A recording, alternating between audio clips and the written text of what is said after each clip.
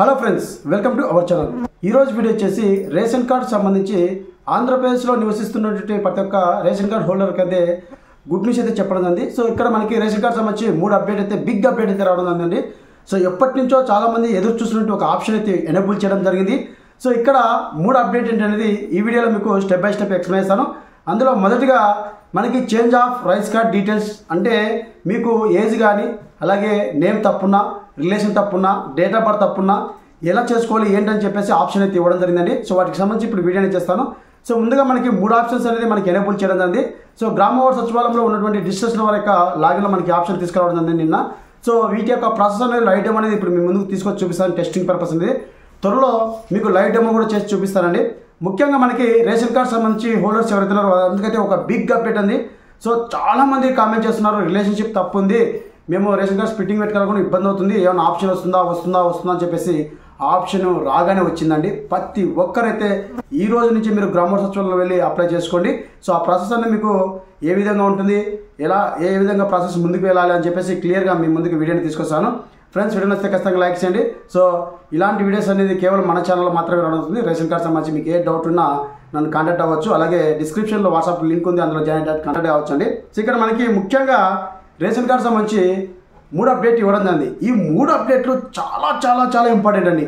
So ఎంత important అంటే చాలా మందికి యూజ్ అవుతుంది. ఈ ఆప్షన్స్ గత వైసీపీ ప్రభుత్వం కూడా వదలలేదండి. ఈ ప్రభుత్వం వదిలింది, హ్యాట్స్ ఆఫ్ అని నేనైతే నిజంగా రిలేజ్ అయ్యాను అనమాట. అంటే మిగతావన్నీ ఏమో కానీ రేషన్ కార్డ్ సంబంధించి మటుకు ఈ గవర్నమెంట్ ఎక్సలెంట్గానే వర్క్ చేసిందని చెప్పేసి నేను భావిస్తున్నాను. సో ఇక్కడ ముఖ్యంగా మనకి 3 ఆప్షన్స్ అనేది ఎనేబుల్ చేయడం ఉంది. ఇది చాలా ఇంపార్టెంట్. అసలు ఒకటి మెంబర్ రిలేషన్ రైస్ కార్డ్. అంటే మెంబర్ రిలేషన్ అంటే ఓన్లీ డెత్ అయిన వాళ్ళని అని చెప్పేసి మనం గతంలో చెప్పుకోవడం జరిగిందా. ఇప్పుడు అలా కాదండి. వేరే వాళ్ళు ఎవరైనా మీ రేషన్ కార్డులో యాడ్ అయినా కూడా, లేదంటే అవుట్ ఆఫ్ స్టేట్ అంటే వేరే యొక్క స్టేట్లో వాళ్ళు ఉన్నా కూడా దీంట్లో డిలీట్ చేసుకోవచ్చు. ఇది ఒక మంచి ఆప్షన్ ఇవ్వడం ఉంది. వీటికి సంబంధించి కూడా లైవ్ డెమో వీడియో మేము ముందుకు తీసుకొస్తాం. మరొక ఆప్షన్ ఏంటంటే మనకి change of details in rice card. Change of details in rice card అంటే మీ రేషన్ కార్డులో ఇప్పటి వరకు ఏదైతే మాకు రిలేషన్షిప్ తప్పుగా ఉంది, ఇంకా రాలేదు ఆప్షన్, ఎప్పుడు వస్తుంది, ఎప్పుడు చేంజ్ చేసుకోవాలని చెప్పేసి ఎవరైతే అన్నారో వాటితో పాటు మొదటగా డేట్ ఆఫ్ బర్త్, ఏజ్, అలాగే రిలేషన్ సంబంధించి, అలాగే మీ యొక్క జెండర్ ఏమన్నా తప్పు ఉంటే కన్నా అప్లికేషన్ ఫామ్ అని పెట్టుకోవచ్చు. సో అప్లికేషన్ ఫామ్ ఎలా ఫిలప్ చేయాలో కూడా నెక్స్ట్ వీడియోలో పోస్ట్ చేస్తాను. మీకు అప్లికేషన్ ఫామ్ కావాలంటే డిస్క్రిప్షన్లో వాట్సాప్ గ్రూప్ లింక్ ఉంది, అందులో జాయిన్ అయ్యి డైరెక్ట్ నాతో కాంటాక్ట్ అయితే మీకు ఆ అప్లికేషన్ అనేది షేర్ చేయడం జరుగుతుంది. సో ఇక్కడ మనకి సరెండర్ ఆఫ్ రైస్ కార్డ్. ఈ సరెండర్ ఆఫ్ రైస్ కార్డ్ అనేది మనకి కొన్ని ఆప్షన్స్ అనేది ఇవ్వడం ఉంది. So surrender of rice card అంటే ముఖ్యంగా గవర్నమెంట్ ఎంప్లాయీస్ ఎవరైతున్నారో వారికి రైస్ కార్డ్ అనేది సరెండర్ చేయాల్సి ఉంటుంది. సో ఈ ప్రాసెస్లో భాగంగా మనకు ఈ సరెండర్ ఆఫ్ రైస్ కార్డ్ సంబంధించి ఎవరెవరికి ఇచ్చారు అనేది వీటి గురించి కూడా నెక్స్ట్ వీడియోలో మీకు పోస్ట్ చేస్తాను.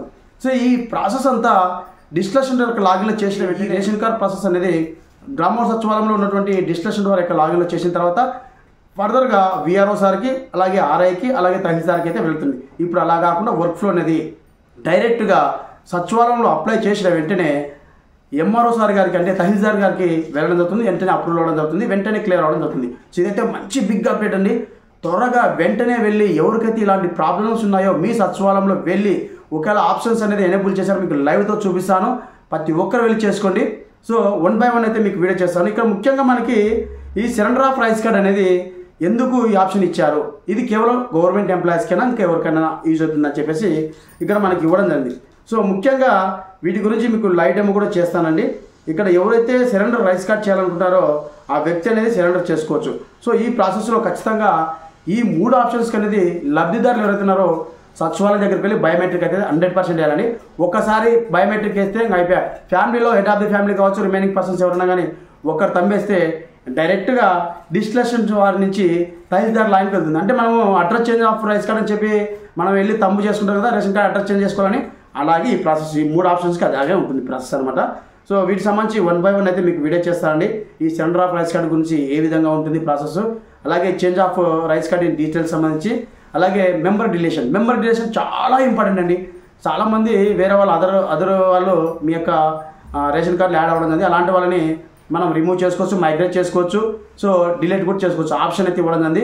సో ఇది మంచి అప్డేట్ అయితే తీసుకురండి కూటమి ప్రభుత్వం అయితే. ఇదైతే నేనైతే సంతోషపడుతున్నాను అండి. సో రేషన్ కార్డ్ సంబంధించి చాలా మందికి ప్రాబ్లమ్స్ ఉన్నాయి.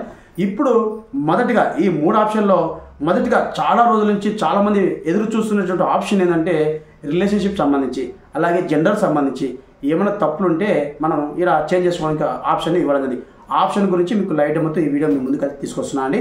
ఫ్రెండ్స్, మీకు ఈ వీడియో నచ్చినట్లయితే ఆంధ్రప్రదేశ్లో రైస్ కార్డ్ హోల్డర్స్ ఎవరైతే ఉన్నారో వారందరికీ షేర్ చేయండి దయచేసి. చాలామందికి రేషన్ కార్డు సంబంధించి సమస్యలు ఉన్నాయి, ప్రాబ్లమ్స్ ఉన్నాయి, వాళ్ళకి అర్థమయ్యే విధంగా ఈ వీడియో అనేది షేర్ చేయండి ఫ్రెండ్స్.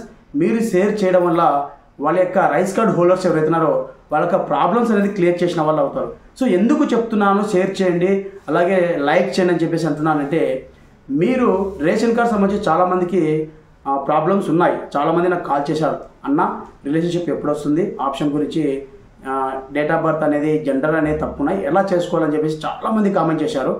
మంచి ఆప్షన్ తీసుకురండి. దయచేసి ఈ వీడియో అనేది ప్రతి ఒక్కరికి షేర్ చేయండి ఫ్రెండ్స్. సో నా యొక్క రిక్వెస్ట్ అండి, ఎందుకంటే వాళ్ళకు ప్రాబ్లమ్స్ అనేది క్లియర్ అవుతుందని చెప్పేసి నా యొక్క ఉద్దేశంతో మీకు చెప్తున్నాను.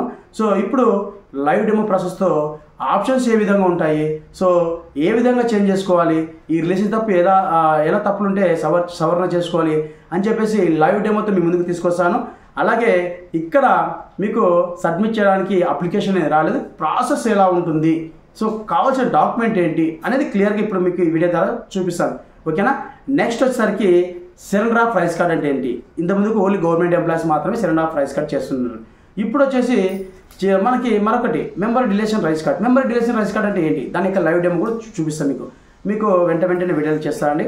సో మరింత లేట్ చేయడం ఆ టాపిక్ వేద్దాం, let's go. So friends, first of all ఇక్కడ గ్రామ వార్డు సచివాలయం సంబంధించి ఏపీసీఓ పోర్టల్ అయితే ఓపెన్ చేయడం జరిగిందండి. సో ఇక్కడ మనకి సివిల్ సప్లై అని చెప్పేసి ఆప్షన్ ఉందా, ఆప్షన్ ట్యాప్ చేయండి. ఇక్కడ మనకి దాదాపు 8 రకాలు అయితే ఇవ్వడం ఉంది.